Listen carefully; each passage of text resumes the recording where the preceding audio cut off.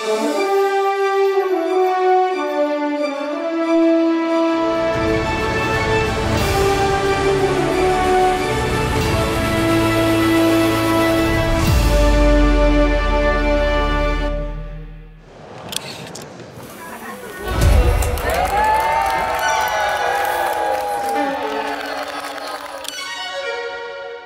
ang event na to, ay lumipat po kami dito sa bagong lokal at napakaraming paghahanda. So, challenge po yun. Kaya lamang dahil nakikita ko yung mga kapatid na masigasig na gumagawa para magtulong-tulong, may isa katuparan ang gawain ito. Ito yung nagbigay sa akin ng matinding motibasyon para gumawa.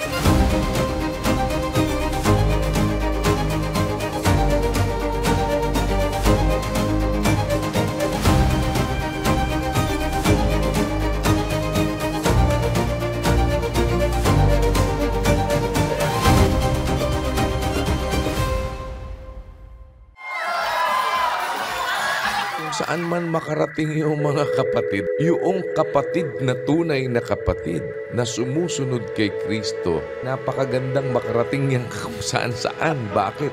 Kasi ang mararating yan, magkakaroon ng liwanag.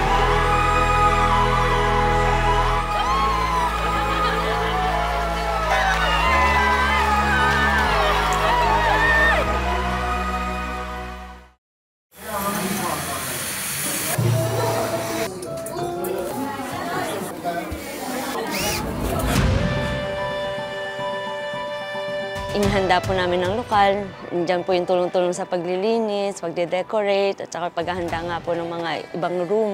Maayos po, maklear po yung mga kailangan pong maayos. Sa part naman po ng tungkulin namin, paghahanda, yung mga practices po na after work, diretso lokal, para makapag-practice at mapaghandaan nga po yung mga awit na ipe-present po, unuloobin nga po.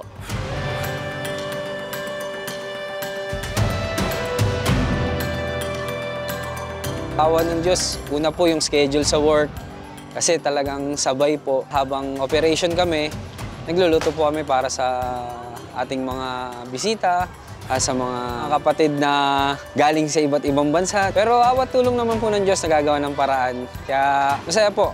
Di ko ma-explain po eh. Yung kagalaan sa puso po na talagang alam mo na kahit papaano nakagawa ka, kahit na sa maliit na paraan, pakain mo yung mga kapatid.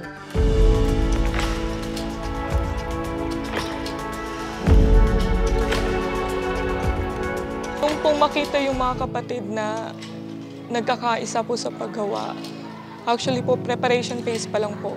Kapakasaya po nilang pagmasdan, talagang marirecharge po yung pananampalataya mo.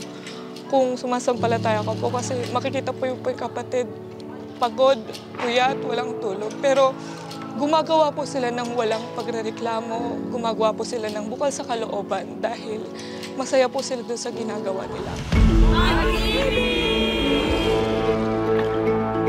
The word fiesta actually is a Spanish word. It means a party, there's a celebration, but of course it's to our God.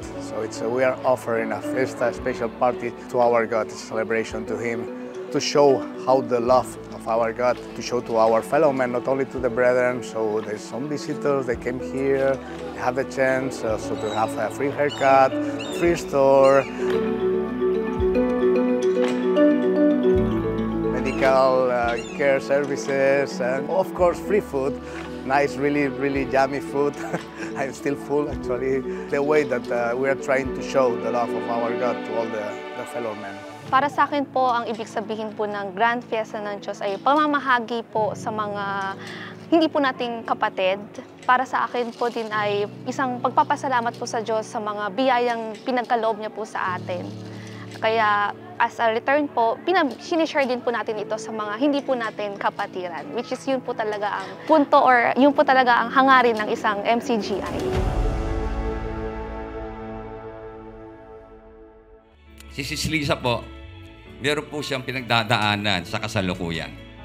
At siya po ay na-diagnose meron pong breast cancer.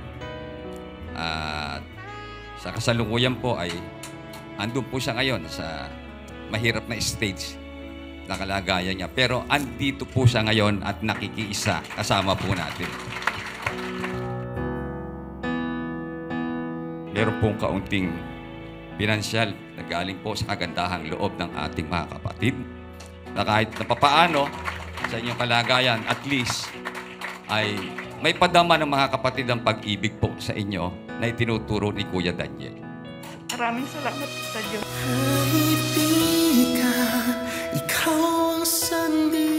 Ang awa po ng Diyos hindi po nauubos. At kung paano niya pong igagawad ang awa niya para sa atin, yun ang pinakamabuti.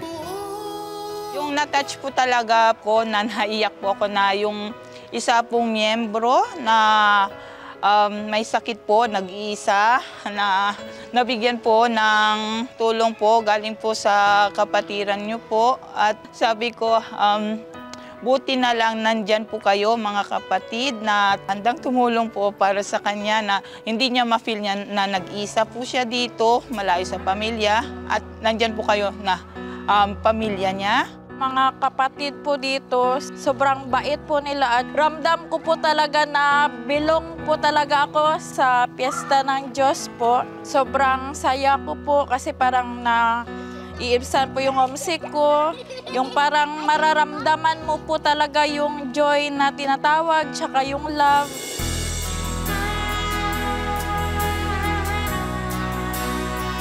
Maraming salamat sa Diyos at naging instrumento kayo at sa maraming tao.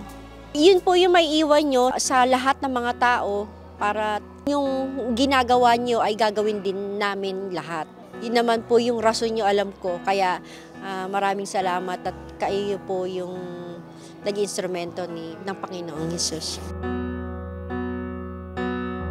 Tuwing nakakita ko yung talagang mula sa puso na pag-awit, pagsayaw, ma-encourage ka mararamdaman mo talaga doon yung taus-pusong pananampalataya. Kumbaga, nakaka-encourage siya, nakaka-uplift siya ng pagkatao, yung kapag nandun ka talaga sa lowest part ng buhay mo, biglang gagaan, mabibigyan ka ulit ng hope, parang gano'n.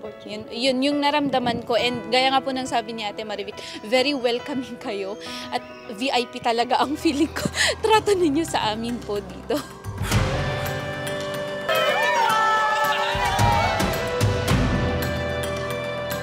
I appreciate your religion, and it's very respectable, and there is much things to learn from for Finnish people, for example.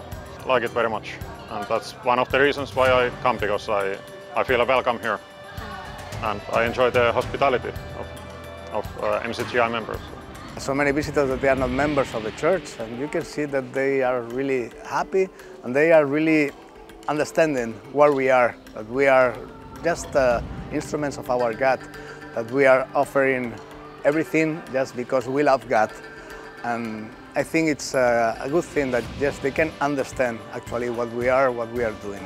First time ko po talaga nakita ang mga kapatid sa iba't ibang bansa po, kaya super happy po talaga ako. Kahit pagod po sila, nakita po natin yung motivation nila na tumulong sa event po natin na ito. Ayun po, kaya talagang nagagalak po ako.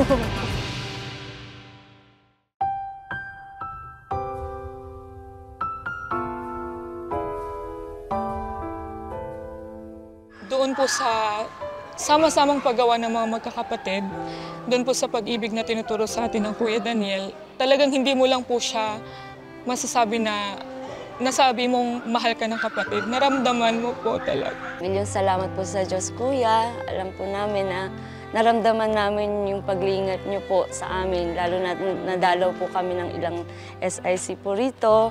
Ramdam po namin yung pagmamahal nga po na sinabi nga po nila, baon-baon po nila yung pagmamahal niyo na pinaramdam po nila sa amin. At sa mga kapatid po, salamat sa Diyos sa walang sawang pagtulong, sa pagtutulong-tulong natin. Ito po na iraos natin ng maayos at payapa. Salamat sa Diyos sa pagsama sa atin. Kay Kuya po, Kuya, salamat po sa Diyos. Kayo po yung nandyan. Buhat pa po nung umpisa na pinagpahinga kapatid na Eli. Naramdaman po namin yung pagmamahal niyo po. Salamat po sa Diyos, Kuya. Kayo po yung pinigay ng Diyos sa amin. Tuto po kaming gumawa. Na ipapakita po namin yung pananampalatayang itinanim sa amin ng kapatid na Eli noon. Tinuturo niyo po kung paano namin siya isagawa. Salamat po sa Diyos. At huwag hayaan sa iyo'y mapawalan. Kung saan ka man makarating, may liwanag. Bakit? May ilaw kang dala-dala yung ilaw, sa ikaliligtas yun. Kaya nga si Pablo, inilagay na ilaw upang ikaw ay maging sa ikaliligtas. Yung ilaw sa ikaliligtas. Kayo'y ilaw. Ano kayo? Hindi pa kayo sa ikaliligtas. Salamat, O Jesus, sa iyong pagmamahal. Sa brotherhood po ninyo, maraming salamat and babalik po kami. Salamat sa Diyos. Pag-ibig. Pag-ibig. Pag-ibig. Pag-ibig. Pag-ibig. Pag-ibig. Amor. Pag-ibig. Pag-ibig. Rakkaus. MCGI cares. MCGI shines. To God be the glory. Pag-ibig.